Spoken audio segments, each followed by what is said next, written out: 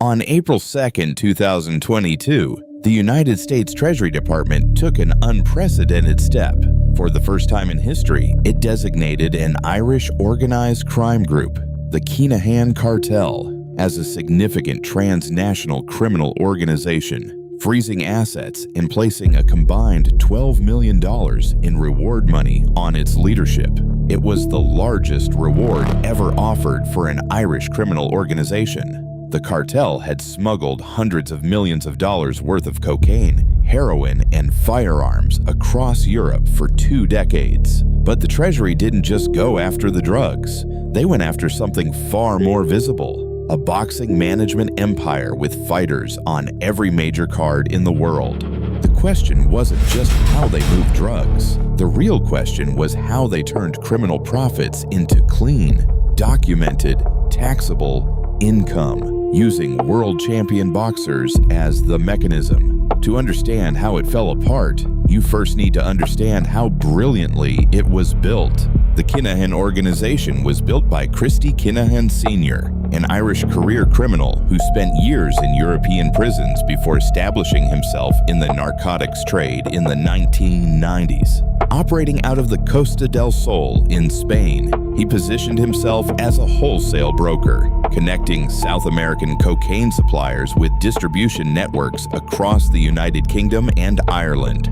By the 2000s, the organization had evolved into one of Europe's most significant drug distribution networks. But success created a new problem. The money was flowing in faster than it could be explained. Bank accounts flagged. Property purchases drew scrutiny. The cartel needed a system, a real operating business that could absorb and legitimize millions in revenue without raising questions. The solution came from an unlikely direction. Daniel Kinahan, Christy's son, had a genuine passion for boxing. He had grown up around fighters, understood the sport's economics, and recognized something that professional money launderers had missed for decades. Boxing was structurally perfect for financial obfuscation, and what happened next would take years for investigators to fully understand. Here's why boxing was the ideal vehicle.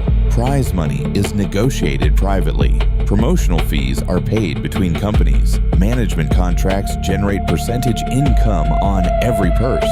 Sponsorship deals are largely unregulated, and the entire industry runs on handshake agreements and transfer payments between dozens of shell entities. Promoters, managers, sanctioning bodies, venue operators. There's no central registry, no standardized audit trail. Daniel Kinahan began building his boxing network in the late 2000s, cultivating relationships with trainers, managers, and up-and-coming fighters across Ireland and the UK. He presented himself as a well-connected benefactor, someone who could open doors, arrange fights, and secure better purse splits. Fighters and their teams had no reason to ask where the money was ultimately coming from. But the real infrastructure came in 2012 with the establishment of MTK, originally called Macklin's Jim Kronk, a Belfast-based boxing management company. Within 5 years, it would grow into one of the largest boxing management agencies in the world. But that growth didn't come from business savvy alone. There was one detail that nobody noticed at the time. The detail was this: MTK signed fighters at below-market management rates, sometimes significantly below what competitors charged. For a struggling boxer, this seemed like a windfall, but low management fees weren't a business model. They were bait. MTK wasn't trying to profit from management commissions. It was trying to control the flow of money around the fighters. Here's how the financial architecture worked at the operational level. A fighter under MTK would be booked through an MTK-affiliated promoter. The promoter would pay the fighter's purse, but first deduct a promotional fee, a management commission, and a facility or services charge. Each of those deductions went to a different company, and multiple companies in that chain were controlled, directly or indirectly, by Kinahan-linked entities. The promotional fee was the critical mechanism. In boxing, promotional fees can be enormous, sometimes representing 30 to 50% of a fight's total revenue. And crucially, promotional fees are paid between businesses, not between individuals. A wire transfer from a legitimate arena to a promotional company looks exactly like what it is: a normal business transaction, completely legal on its face. But the real genius wasn't in the promotional fees. It was in the layering that happened afterward. Promotional income flowed into holding companies registered in jurisdictions with limited disclosure requirements. Those companies then paid consulting fees, licensing fees, and brand partnership payments to other entities. By the time money reached a Kinahan-linked individual's account, it had passed through 3 to 5 legitimate-looking business transactions. MTK grew aggressively. By the mid-2010s, it had signed over 150 fighters across Europe, the United States, and the Middle East. Its roster included world champions and top 10 contenders in multiple weight classes. It opened offices in Dubai, the United States, and across the UK. On paper, it was one of the most successful independent boxing management companies ever built. And that success was the point. The more legitimate revenue MTK generated, the easier it was to blend in additional funds. This is the core logic of a laundry operation. You don't run criminal money through a shell company. You run it through a real company with real revenue, real staff, and real clients. The legitimate business provides cover for the illegitimate cash flow, and the bigger and more credible the business becomes, the harder it is for investigators to isolate the dirty money. Dubai became a critical node in the system.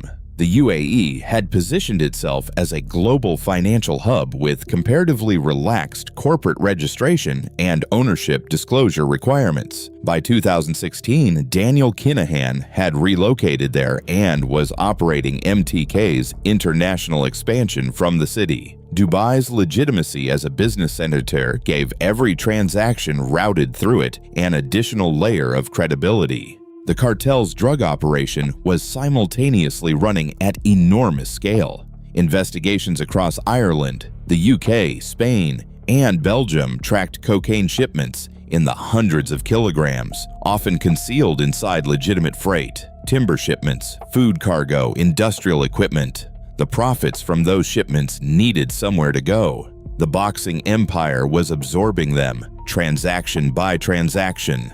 But what investigators found even more alarming was the speed at which MTK was expanding into the United States. American boxing was the biggest prize market in the world. U.S. promotional deals, pay-per-view revenues, and Las Vegas purses dwarfed anything available in Europe. Getting MTK fighters onto U.S. cards meant accessing an entirely new pipeline of legitimate income and a far larger system to launder through. In 2019, Daniel Kinahan brokered one of the most valuable deals in boxing history, a 5-fight contract between Tyson Fury and MTK affiliated promoters, reportedly worth in excess of $100 million. Kinahan's role as an advisor to Fury placed him at the center of the highest levels of world boxing. And that's when an even bigger problem emerged for law enforcement. The problem was this: Kinahan was now so embedded in legitimate, high-profile business dealings that any action against him risked serious legal complications. Fighters, promoters, broadcasters, and venues all had legitimate contracts with MTK-affiliated entities. The laundry had become so sophisticated that the clean money and the dirty money were functionally inseparable on paper. By 2019, investigators estimated the Kinahan organization had moved over 1 billion euros in drug proceeds across Europe over a period of 15 years. MTK was now managing over 150 fighters across 30 countries, generating tens of millions in documented promotional and management revenue annually. The scale of the operation had made it, paradoxically, harder to attack. But no system at this scale operates without creating records, and there was one detail the cartel couldn't control: the fighters themselves. Professional boxers talk. They discuss contracts. They compare purse splits. They share managers. And as MTK grew, more and more people with legitimate careers were accidentally becoming witnesses to financial irregularities they didn't fully understand. The Kinahan organization had also made a strategic error that would ultimately accelerate its exposure. The Hutch-Kinahan feud, a brutal gang war on the streets of Dublin that claimed 18 lives between 2015 and 2018, kept the cartel's name in international headlines. Every news report forced journalists, law enforcement, and regulators to ask the same question: how was this organization funding its operations?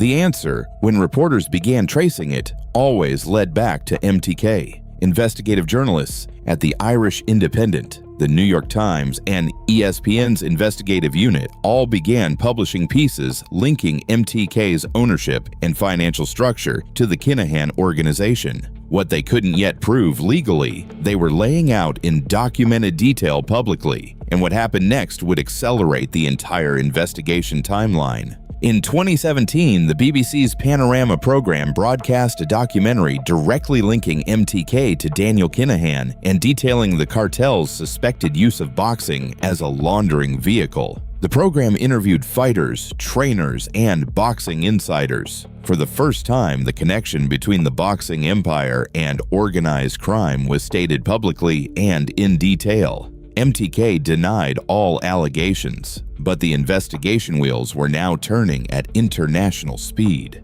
The U.S. Treasury's OFAC division, the Office of Foreign Assets Control, had been building its case for years. OFAC doesn't need a criminal conviction to designate an individual or entity. It needs documented evidence of significant involvement in transnational crime.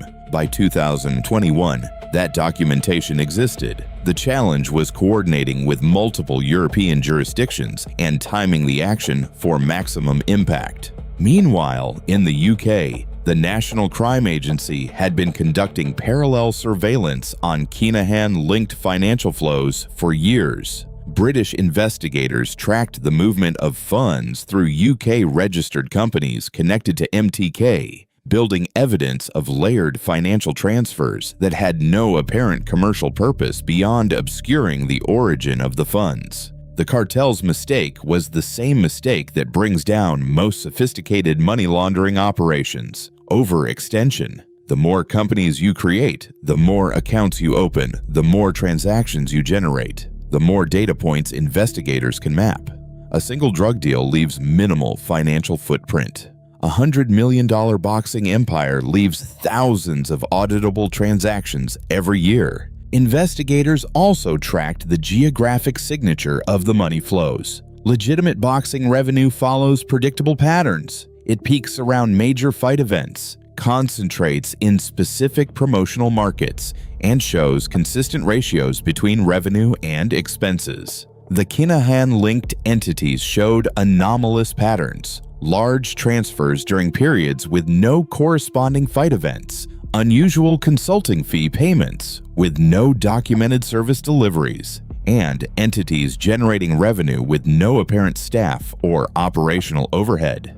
By early 2022, multiple coordinated investigations had converged on the same conclusion. The April 2022 U.S. Treasury designation named Daniel Kinahan directly, along with 5 associates and multiple Kinahan-linked entities. The designations froze any U.S.-based assets, prohibited any American citizen or company from doing business with the named entities, and triggered parallel asset-freezing actions in Europe and the UAE. The effect on the boxing empire was immediate and catastrophic.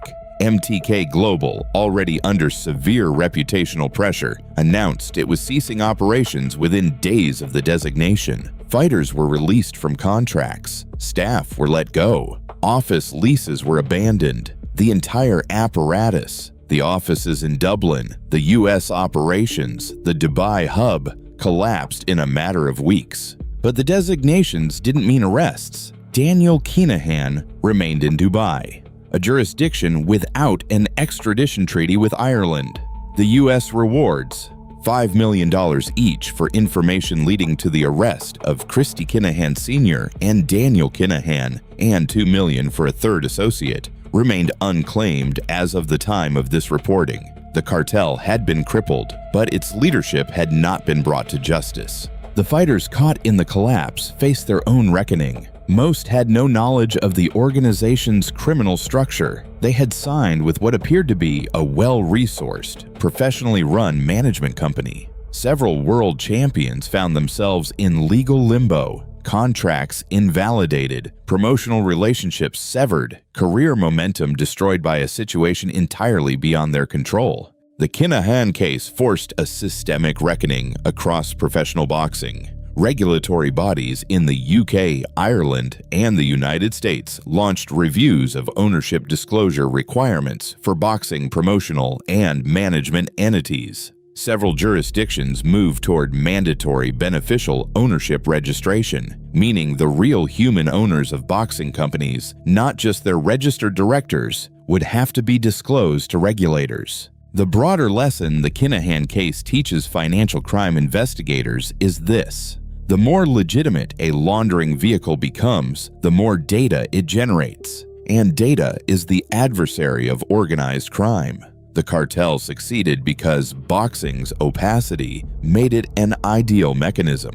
It collapsed in part because success required scale, and scale required transactions, and transactions left trails. The same system that cleaned the money ultimately documented it. As of 24, Daniel Kinahan remains in Dubai. Irish and international law enforcement continue to pursue extradition and asset forfeiture proceedings.